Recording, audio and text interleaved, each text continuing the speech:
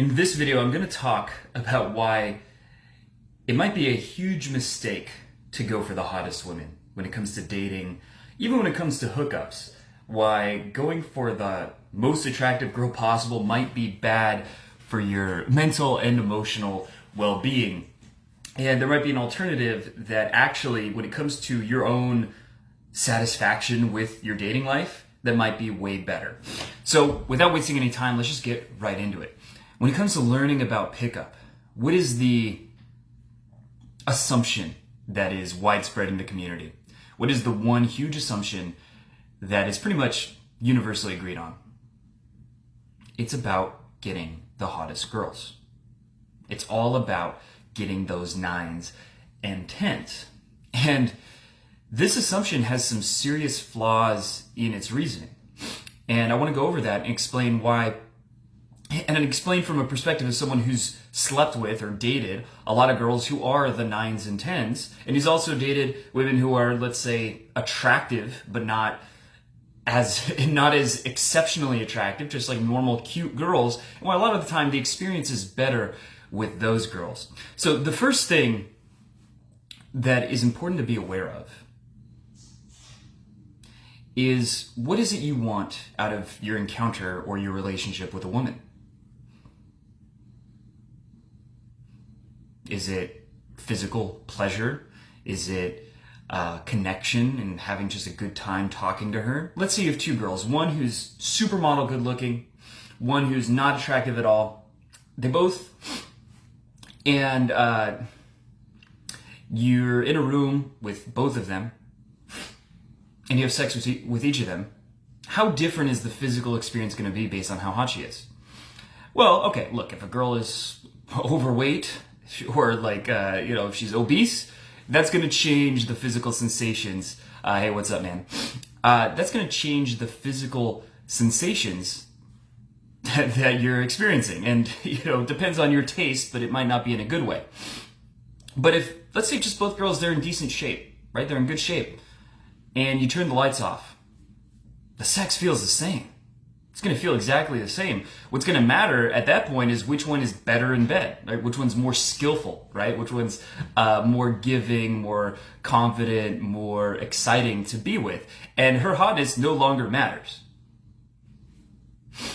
And that's very important to think about, because I've been with plenty of hot girls, talking Instagram models, fitness models, hired guns, which is women who get jobs for their appearance, so like cocktail waitresses. Been with plenty of them. On average, they're not the best in bed. They also tend not to be the most charismatic and funny and enjoyable to talk to. Why is that? Well, my theory is, if you're a really attractive woman, there's really not a lot of motivation for you to learn how to be funny, how to be witty, how to be a generous, a good lover, because you're going to get all those things handed to you regardless of what your personality is like. You're going to get attention, which is why people learn to be funny. I mean, I hate to say it, but that's a big part. When someone learns to be funny, it's to get attention, to get validation. She's already getting it. She's already getting too much. She actually, in many cases, she wants to push away people and get less attention from them. Same thing when it comes to sex. Everyone wants to have sex with her, so why would she worry about being good in bed? I mean, it's very easy to get a passive kind of mindset to where you don't feel like you have to be an active. You don't have to be like adding much to make it good, because everyone wants you. That's her situation. So that's kind of a significant problem. So any girl who's so hot that her whole identity that a significant part of her identity is built around her attractiveness is less likely to be fun to hang out with, less likely to be charismatic, less likely to be good in bed. And what do you really want when it comes to sex or a relationship? Is it the ego validation of showing your friends, like, you like what you see? Yeah, she's mine. Take it. Like, how satisfying is that? I've done that. I've honestly done that. I've oh, look at this girl that I went home with yesterday. And is it a high? for a second, but it's a dirty high. And then, first of all, most of the time, even if the girl you think she's really hot, your friends will be like, yeah, she's a 6. Like, you'll think the girl, let's say you think she's a 9, your friends will say, yeah, she's a 6 at best. And I did eventually get to the point where I was pulling girls that were so attractive that even my friends would say, oh, damn, she's hot, she's like a 9 or whatever. Was it satisfying? No. It was ego satisfying, but then the more I spend time with her, the more I realize I'm not enjoying the experience. I'm enjoying the thing I think I'm supposed to get out of it, right? The only thing I'm enjoying is the idea that I'm going to be able to tell my friends, or that I'm going to show her off, or the pride, which isn't actual satisfaction. Just going for the hottest girl, first of all, you're selling yourself short in the sense, and you're also going to make yourself less attractive to beautiful women anyway, because they can sense that no matter what she does or says, you would still sleep with her. It doesn't matter if she's boring or bigoted or like has negative qualities. You still sleep with her because you ooze this neediness. But then secondly, why do you even want that? I mean, obviously a girl being attractive is important, right? Obviously if she's attractive, that's going to be, it's going to be a better relationship than if she's unattractive. But why go for the 10s? Why go for the girls who are like super hot? What does that really get you versus a girl that's just hot or a girl that's just attractive? What benefit do you get? And what are you sacrificing? And the other part of this that needs to be mentioned is if you sleep with a girl who you think is a 10 and you sleep with her 10 times, 20 times, she stops being a 10. Then there's no such, that idea is an illusion. She just starts being hot. She's attractive, but at that point, it's really no different than if she was whatever, like a 7 or an 8, or, she was your definition of attractive, but not super hot. After you've been with her a number of times, a girl who is way less attractive, but you haven't been with, is going to be more appealing. Now, the last thing that I want to talk about, and this might be the most important point, is when you're meeting women, I think the best value is what is the experience with this girl. There's a difference between a girl being hot and thinking, oh, she's really attractive, and a girl being sexy. And so my definition of sexy is just she has very strong feminine energy, she has confidence, she's comfortable in her own skin. What does that tell you? Well, that tells you that she's probably going to, if you hook up with her, the experience is going to be really good.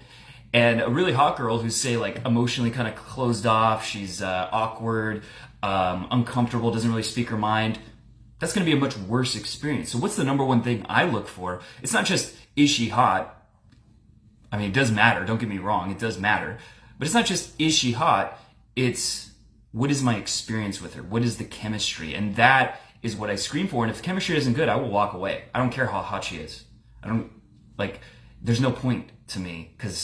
And look, maybe you'll have to go through a phase to prove to yourself that, I can pull hot girls, and you'll sleep with hot girls that you don't really like, but just don't do it too much because it's very hollow. The experience is very hollow, and what makes a sexual experience satisfying is the sense that you had a connection. It's the sense you had a deep connection, and it's the chemistry that you have. Whether or not she's a supermodel or just pretty doesn't make a difference. I think that's something really important to think about. This is something the community should talk about more, the whole pickup, seduction, dating community. Because it's starting with a false premise that getting the hottest girl is the best. It's exciting for a second, but a lot of times the less attractive girls are actually more fun. And I'm not saying go for girls you're not attracted to. Obviously there's a threshold. Is she attractive or is she not attractive to me? But if she crosses that threshold, then what really matters is the chemistry. And keep in mind, if you're looking for a girlfriend, how common is a girl who's a 9 or a 10? To me, a 9 would be the top 1 in 50, maybe top 1 in 100. A 10, in terms of looks, 10 out of 10, would be 1 in maybe 500. Very rare. Then, in terms of chemistry, how common is a girl that you have really good chemistry with? It's pretty similar numbers. It's you're going to have pretty good chemistry with 1 out of 10 women, and you're going to have amazing chemistry. It's more 1 out of 100, even less. And so, if you are looking for both of those things to be at that 10 out of 10 level, the statistical chance that you're going to meet a girl like that is just very, very low. But the chance that you're going to meet a number of girls who are hot, but also you have amazing chemistry with is much higher. And it's something to think about. It's something to consider.